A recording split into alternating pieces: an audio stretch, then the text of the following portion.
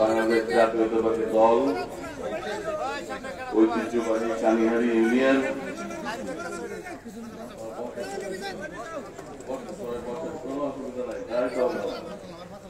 আপনাদের প্রতিনিধি আমার সাথে আছে।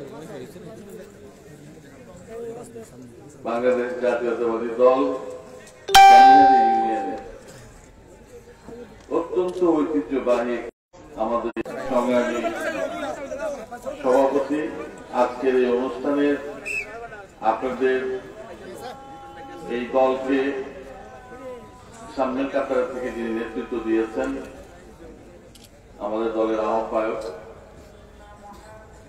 নিজাম, আজকে আমার সহকর্মী বৃন্দ, থানার আহ্বায়ক এবং যুগ্ম আহ্বায়ক বৃন্দ, পৌরসভার সভাপতি এবং সাধারণ সম্পাদক সহ অন্যান্য নেতৃবৃন্দ এবং বিভিন্ন ইউনিয়ন থেকে যিনারা আসছেন আমাদের নেতৃবৃন্দ এবং এই ইউনিয়নের এবং সকল স্তরের নেতা ও কর্মী ভাইরা এবং আমাদের অঙ্গ এবং সহযোগী সংগঠনের সংগ্রামী নেতৃবৃন্দ এবং কর্মী ভাইরা এবং এই বক্তব্য যারা মাইকে বিভিন্ন জায়গায় বসে আজকে শুনছেন, দল মত নির্বিশেষে সবাইকেই আমার পক্ষ থেকে সালাম, আসসালামু আলাইকুম।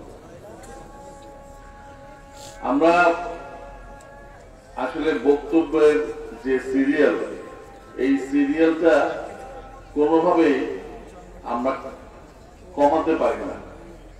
এই জন্য পারি না যে এই সমস্ত নেতাদের নেতৃত্বেই দীর্ঘ 15 বছর আমরা এই দলটাকে নিয়ে আন্দোলন সংগ্রামে ছিলাম। আমাদের এই নেতারাই আন্দোলন সংগ্রামের সামনের কাতারে সৈনিক ছিলেন। সুতরাং ওনাদের অবদানকে আমরা কখনোই অস্বীকার করতে পারবো না। এই জন্যই হয়তোবা বক্তৃতার হয়তো সংখ্যা বাড়তে পারে, আপনারা ধৈর্য সহকারে সেটা শুনেছেন এবং আমার মনে হয় নিশ্চয়ই আপনাদের বক্তব্য ভালো লেগেছে। প্রিয় এলাকাবাসী, আমি আমার বক্তব্যের শুরুতেই আমাদের দ্বিতীয় স্বাধীনতা অগ্র সৈনিক বৈষম্য বিরোধী ছাত্র আন্দোলনে যে সকল ছাত্র ভাইরা শহীদান হয়েছেন, যারা আহত হয়েছে, যারা শহীদ হয়েছেন, তাদের আত্মার মাগফিরাত কামনা করছি। যারা আহত অবস্থায় এখন হাসপাতালে আছে, এখনো তাদের দ্রুত আরোগ্য কামনা করছি এবং যারা আহত থেকে এখন সুস্থ হয়েছেন তাদের সাফল্য কামনা করে আমি আমার বক্তব্য শুরু করব। আসলে বক্তব্যের যে অংশগুলো বিভিন্ন বক্তা বলে গেছেন, একই জিনিস আবার আমি বলতে চাই না। আমি প্রথমে অন্যান্য জায়গাও যাই করেছি, জাতীয় পর্যায়ে যেহেতু এখন একটা সময় যাচ্ছে, আপনারা অনেকেই ব্যাপারগুলো জানতে চান যে দেশের অবস্থা কি, দেশে কি হতে যাচ্ছে এবং দেশের এই অবস্থা থেকে আমরা কোন দিকে যাচ্ছি। সেই লক্ষ্যে আমি জাতীয় পর্যায়ের কিছু বক্তব্য রেখে তারপরে আপনাদের এলাকা ভিত্তিক আমাদের কিছু বক্তব্য রেখে এবং সর্বশেষে আমি নির্বাচনের কথা চলে আসবে সেটুকু রেখে শেষ করব বক্তব্য। আপনাদের মুসলিমদের বলছি নামাজ শুরু হবে 8টায়, সুতরাং আমার মনে হয় আমার কাছে আছে 45 মিনিট, কিন্তু আমি বক্তব্য রাখবো হয়তো বা 30 মিনিট অথবা তারও কম। প্রিয় ভাইরা, আপনারা জানেন যে এখন দেশ একটা অন্তর্বর্তীকালীন সরকারের কাছে আছে। এটা সংবিধান অনুযায়ী নাই, কিন্তু নেসেসিটি অফ ডক্ট্রিন বলে একটা কথা আছে, সেটা হলো প্রয়োজনের জন্য এই সরকারকে থাকতে হয়েছে। এই যে সরকারটা এসছে, এই সরকারের যিনি প্রধান, আমি মনে করি সারা পৃথিবীতে কোথাও খুঁজে পাবেন না যে একটা নোবেল জয়ী কেউ সরকার প্রধানের দায়িত্ব নিয়েছে। সেই হিসাবে সারা বিশ্বে আমাদের কিন্তু মুখ উজ্জ্বল হয়েছে। আমরা একজন নোবেল বিজয়ীকে আমাদের এই অন্তর্বর্তীকালীন সরকারের প্রধান হিসাবে পেয়েছি এবং ওনার যে সারা পৃথিবীতে সুনাম আছে, সেই সুনামটুকু কাজে লাগিয়ে কিন্তু সরকার এখন সামনের দিকে এগিয়ে যাচ্ছে।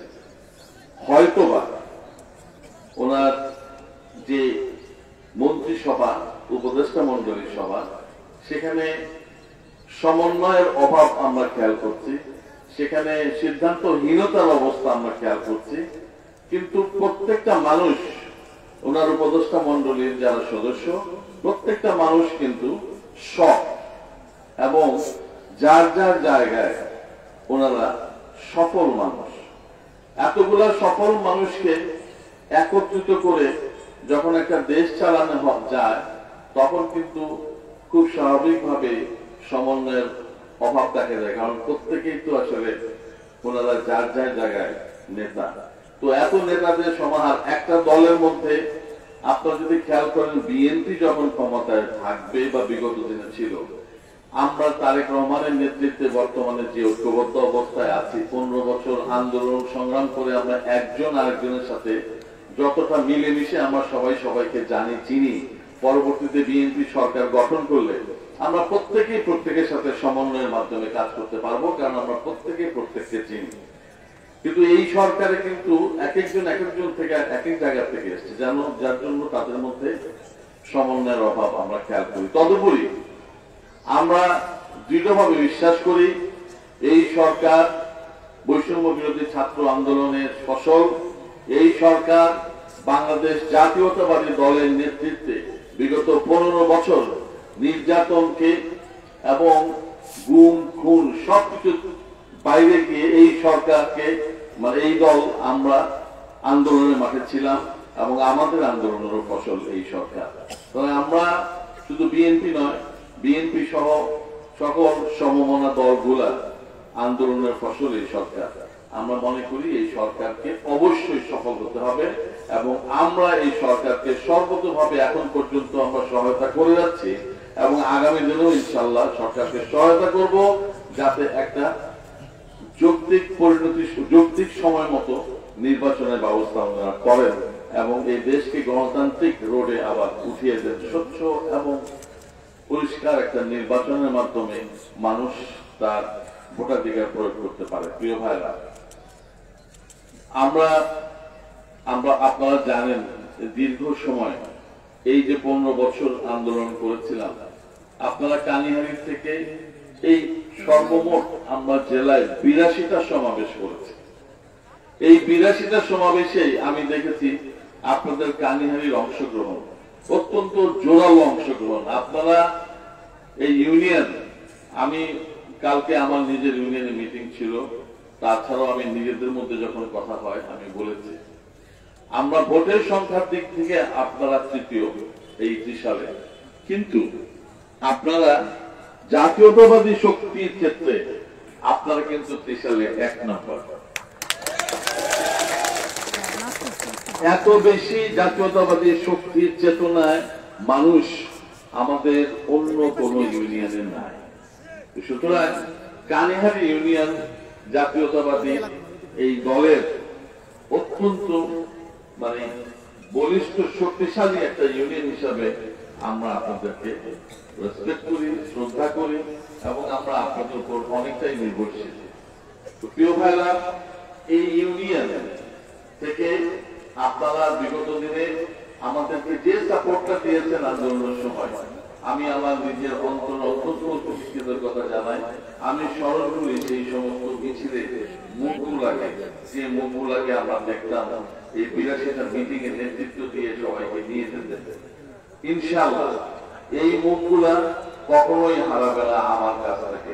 আমি এই মুখগুলাকে যতদিন আমি আছি, আপনারা যারা আমার সাথে সহকর্মী হিসাবে আপনারা কাজ করেছেন, আপনাদের প্রত্যেকেরই যাতে ভবিষ্যতে ইনশাআল্লাহ আমরা সেবা করতে পারি, দল ক্ষমতায় আসলে সেই দলের যে সমস্ত সুযোগ সুবিধাগুলো থাকবে সেখানে যেন আপনাদেরকে আমরা সুন্দর বন্দোবস্ত করতে পারি, সেই ব্যাপারে আমি কিন্তু আপনাদের কাছে ওয়াদাবদ্ধ আজকে বলে যাচ্ছি। আপনাদের এই নেতা যে আমার পাশে বসে দাঁড়ানো আছে, আমাদের থানার আমরা ওনাকে একজন সেক্রেটারি জয়েন করেছি। আমরা তাকে এই জন্যই করেছি, তার মধ্যে নেতৃত্বের গুণাবলী আছে বলেই আমরা কিন্তু সেই সম্মানিত জায়গায় তাকে নিয়েছি। এবং আমার বিশ্বাস আপনাদের এই নেতা যদি আপনাদের সাথে যেভাবে আন্দোলন সংগ্রামে আপনাদেরকে নেতৃত্ব দিয়েছে এবং ভবিষ্যতে দেশ গড়ার কাজে সেই নেতা আপনাদেরকে নেতৃত্ব দিবে, এই আশাবাদ আমি শক্তিশালী ভাবে আমার ধারণ করি এবং আমার ইচ্ছা যে ভবিষ্যতের সকল প্রকার কার্যক্রমে আপনাদের এই নেতা আপনাদেরকে নেতৃত্ব দিয়ে যাবে। প্রিয় ভাইয়েরা, আগামী দিনে আমাদের এই সংগঠন এবং নির্বাচনকে নিয়ে দুটা কথা বলব। আপনারা জানেন যে আমি 2002 থেকে 2006 পর্যন্ত আমি এই আহ্বায়ক হিসেবে ছিলাম হিসাবে। বয়স যাদের 25-এর কম আসলে তারা আমাকে পায় নাই, কারণ 17 বছর আমাদের কোন কার্যকলাপ ওনারা দেখেই নেই। যারা বয়স 30-এর বেশি তারা মনে করতে পারবে যে আমরা ওই সময় সারা ত্রিশালে দলকে প্রতিনিধিত্ব করার, যেহেতু এমপি আমাদের ছিল না, কিন্তু আমি নিজে সমস্ত ইউনিয়ন গুলা ঘুরে ঘুরে ঘুরে ঘুরে কাজ করতাম। আমার এখনো মনে পড়ে আমি যেদিন প্রথম কানিয়াতে আসছি সেদিন আমি বলতেছিলাম, সেদিন সেনবাড়ির বাজার ছিল হাঁটু সমান কাদা। যারা সিনিয়র বয়স্ক তারা জানে, অত নতুন প্রজন্মের ওরা জানে না, হাঁটু পর্যন্ত কাদা থাকে। আমার প্রথম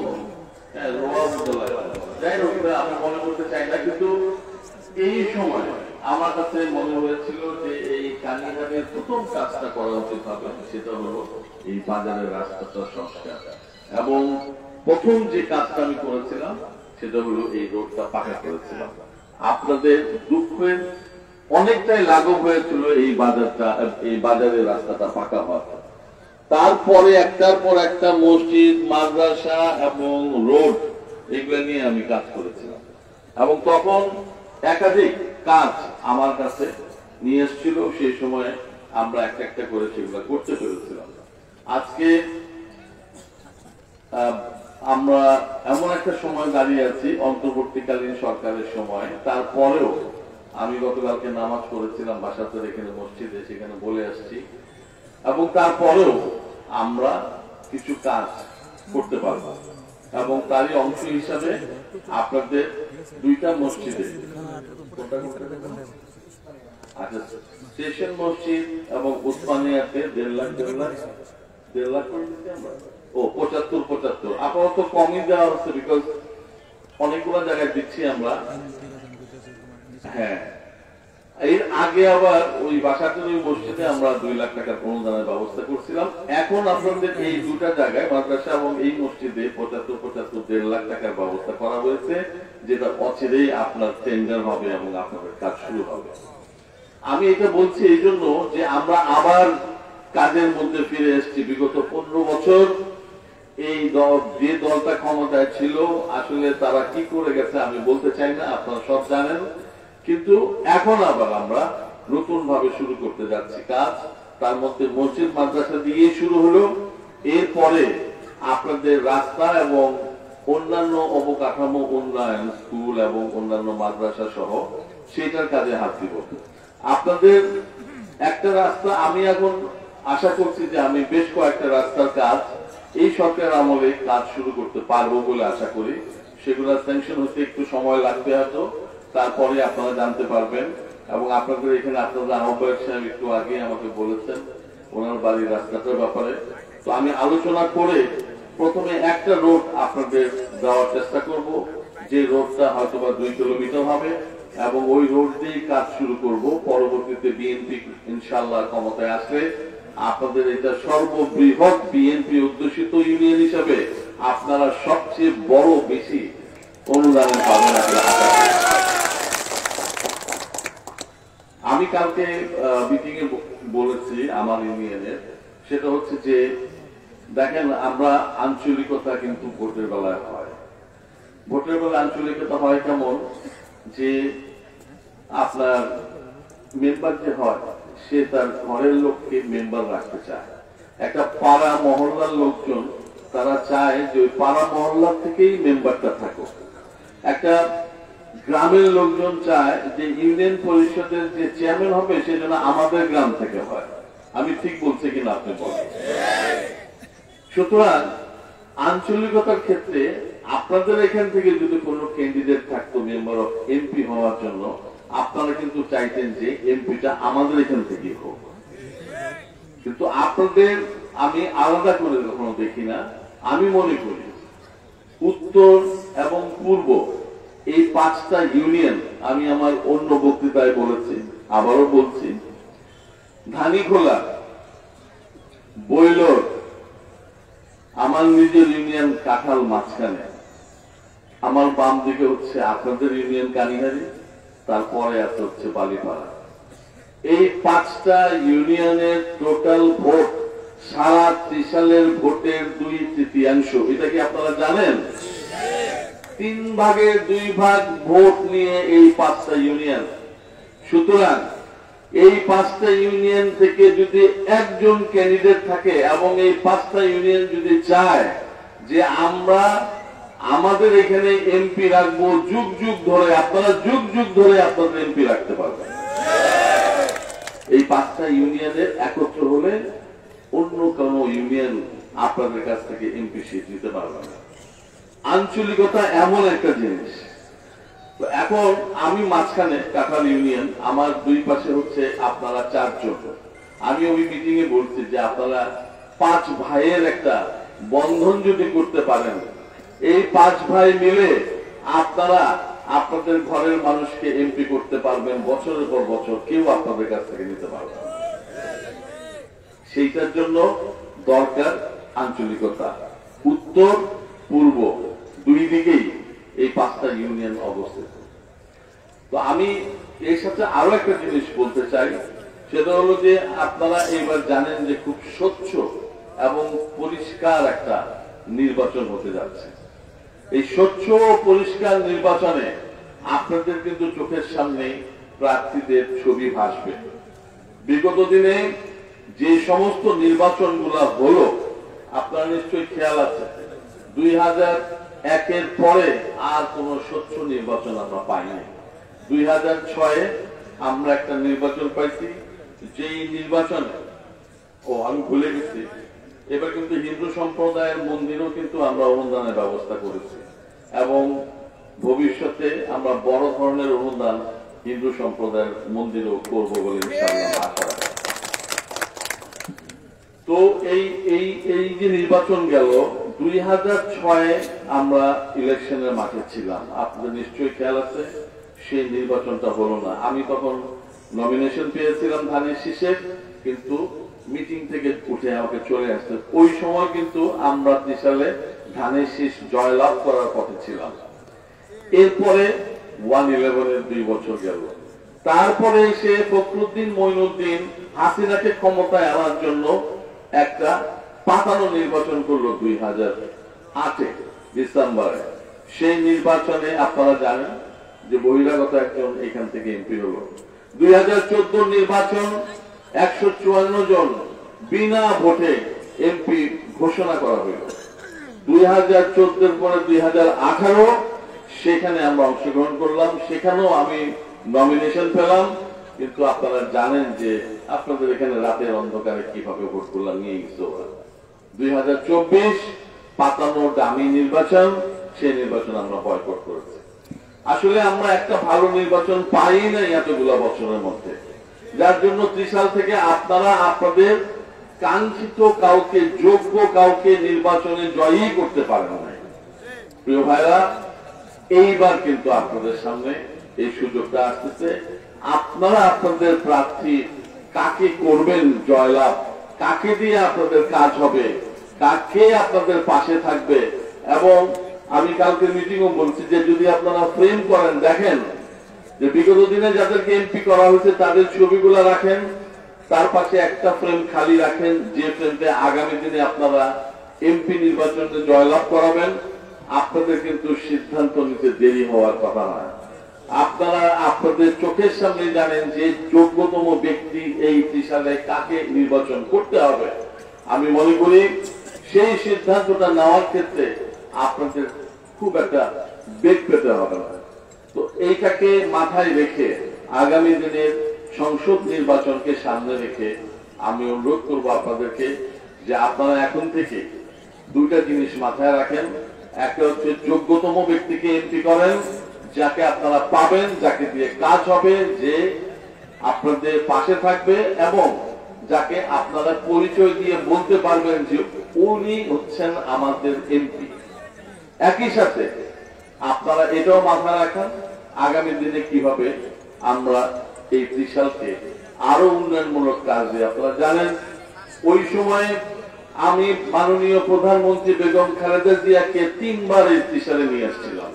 আমি এমপি ছিলাম না, আমি দলের একজন আহ্বায়ক ছিলাম, কিন্তু প্রথমবার নিয়ে আসছি ওনাকে এনে ওনাকে আমরা অনুরোধ করেছিলাম আজ আমরা এগিয়ে আসতেছি, আপনি এগিয়ে, আমরা জমিদাতারা আছে এখানে, আমরা একটা বিশ্ববিদ্যালয় করতে চাই। উনি ওই ওনার ভাষণে বলেছিলেন আপনারা এগিয়ে আসলে আমিও এগিয়ে আসবো। দ্বিতীয়বার উনি এসে ভিত্তিপ্রস্তর স্থাপন করে গিয়েছিলেন এবং তৃতীয়বার উনি কিন্তু বিশ্ববিদ্যালয় ওপেন করে কার্যক্রম শুরু করে দিয়েছিলেন। একটা বিশ্ববিদ্যালয় একটা এলাকাকে কতটা প্রসিদ্ধ করেছে আজকে আপনারা নিশ্চয়ই বুঝতে পারেন। সারা বাংলাদেশ থেকে এই বিশ্ববিদ্যালয়ে পড়ার জন্য ছাত্রছাত্রীরা আসে। এখন প্রায় 8,000 ছাত্রছাত্রী এই বিশ্ববিদ্যালয়ে পড়াশোনা করে সারা বাংলাদেশ থেকে। 1,000 কর্মচারী কর্মকর্তার চাকরি রয়েছে এখানে। তাই আমি মনে করি এই কাজটা দিয়েই প্রমাণ করা যায় যে বিএনপি সরকারে আসলে আমাদের এই ত্রিশালের উন্নয়নটা আমরা খুব ভালোভাবে সমন্বয়ের মাধ্যমে আমরা অনেক উন্নয়ন করতে পারবো। আমি মনে করি আপনারা যদি সেইভাবে নিজেদেরকে তৈরি করেন এবং বিশেষ করে যুবক এবং ছাত্র ভাইদের বলছি, যারা বিগত দিনে নির্বাচনে ভোট দিতে পারে নাই, ভোটার হওয়া সত্ত্বেও অথবা এইবার প্রথমবার ভোটার হবে, তোমাদের জন্য একটা বিশাল স্কোপ তৈরি হচ্ছে। ইনশাআল্লাহ বিগত দিনে আমাদের লোকজন যোগ্য হওয়া সত্ত্বেও অনেক জায়গায় চাকরি পায় নাই। আমাদের লোকজন পড়াশোনা করে পরীক্ষা দিয়ে অনেক সময় দেখা গেছে তাদেরকে পুলিশ ভেরিফিকেশন দিয়ে তাদেরকে চাকরি দেওয়া হয় নাই। আমি যেটা বলতে চাই, ইনশাআল্লাহ এইটা আর আমরা হতে দিব না। যোগ্য ছেলে মেয়েদের আমাদের অবশ্যই তাদের আর এই হেনস্থা হতে হবে না। তাদের অবশ্যই আমরা মনে করি যোগ্যতম হিসাবে চাকরি পাওয়ার ব্যবস্থা হবে। প্রিয় ভাইরা আমার, সেই লক্ষ্যে চাকরি, যোগ্যতা, আপনাদের উন্নয়ন, ত্রিশালের সার্বিক উন্নয়ন এবং একই সাথে আমাদের রাজনৈতিক দল আমরা যেটা করি সেটা ছাড়াও অন্যান্য দল যারা আছে আমি তাদেরকে উদাত্ত আহ্বান জানাবো। আমাদের বক্তারা খুব সুন্দর করে বুঝিয়ে গেছে বাংলাদেশের ভবিষ্যৎ কি। বাংলাদেশের ভবিষ্যৎ জাতীয়তাবাদী শক্তি এবং ইসলামিক শক্তি ঐক্যবদ্ধভাবে এই দেশ যুগের পরে যুগ পরিচালনা করবে। এখানে অন্য কোন শক্তি আসার কোন সম্ভাবনা নাই। সুতরাং আমি মনে করি আমাদের বক্তাদের আহ্বানে সাড়া দিয়ে সবার উচিত এই লক্ষ্যে একতাবদ্ধ হয়ে আমরা যেন দেশ গড়ার কাজে অংশগ্রহণ করতে পারি, দেশকে আমরা একটা জায়গায় নিতে পারি। এখন আমাদের সাথে আছে ডক্টর ইউনূস সাহেবের পরে গণতান্ত্রিক ব্যবস্থায় ফিরে গেলে আপনারাও জানেন, আমরাও জানি, এই দেশে সর্বোচ্চ বড় দল, সবচেয়ে বড় দল হচ্ছে বাংলাদেশ জাতীয়তাবাদী দল এবং তার নেত্রী বেগম খালেদা জিয়া হচ্ছে সর্বাপেক্ষা জনপ্রিয় নেত্রী এবং আমাদের বর্তমান ভারপ্রাপ্ত চেয়ারম্যান হচ্ছে সর্বকালের সর্বশ্রেষ্ঠ সাংগঠনিক ব্যক্তিত্ব, যার মাধ্যমে বিএনপি আজকে এত শক্ত অবস্থানে আছে এত অন্যায় অত্যাচারের পরেও। তাই আমরা মনে করি আগামী দিন বিএনপির নেতৃত্বে সারা বাংলাদেশে জাতীয়তাবাদী এবং ইসলামী মূল্যবোধের শক্তি ক্ষমতায় আসবে এবং তারেক রহমানের নেতৃত্বে দেশ গড়ার কাজে আমরা অংশগ্রহণ করব এবং আমরা এগিয়ে যাব ইনশাআল্লাহ। শান্তি এবং প্রবৃদ্ধির লক্ষ্যে এই দেশ ইনশাআল্লাহ একটা সারা বিশ্বের একটা চূড়ায় গিয়ে পৌঁছাবে। আমরা মনে করি এই পৃথিবীতে এখন যে যুগ, টেকনোলজির যুগ, এই যুগের সাথে তাল মিলিয়ে বাংলাদেশের তরুণ প্রজন্ম এরা তৈরি হচ্ছে। ইনশাআল্লাহ এই প্রজন্ম এই প্রযুক্তি বিদ্যা দিয়ে আমাদের দেশকে এগিয়ে নিয়ে যাবে। আমাদের একটা বড় অংশ থাকে বিদেশে, এখন আবার বিদেশে যাওয়ার জন্য আবার নতুন ভাবে কাজ শুরু হয়েছে। তাদের রেমিটেন্সে এই দেশ প্রবৃদ্ধিতে অর্জন করেছে। রেমিটেন্স যোদ্ধাদের সেই শক্তিতে বাংলাদেশ ইনশাআল্লাহ আরো অনেক দূর এগিয়ে যাবে। প্রিয় ভাইরা, আমি আপনাদের কাছ থেকে আমি এখন বক্তব্য শেষ করছি। আপনাদের অনুরোধ জানাবো যে আপনারা সবাই একসাথে হয়ে কানিহারিতে থাকবেন। মতভেদ থাকবে আমাদের মধ্যে, আমার সাথে মিশ্রণ থাকতে পারে। তো আমি আমার বক্তব্য শেষ করছি।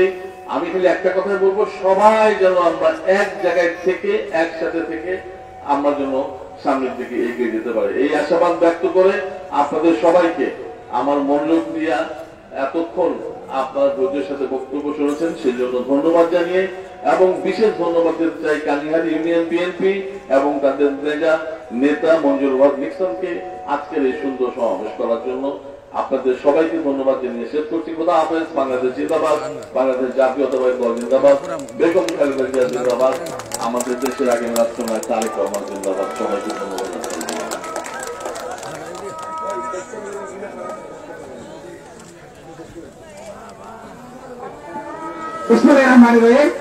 আমাদের প্রধান অতিথি মহোদয় আমাদের সাথে মূল্যবান বক্তব্য রেখে গেলেন।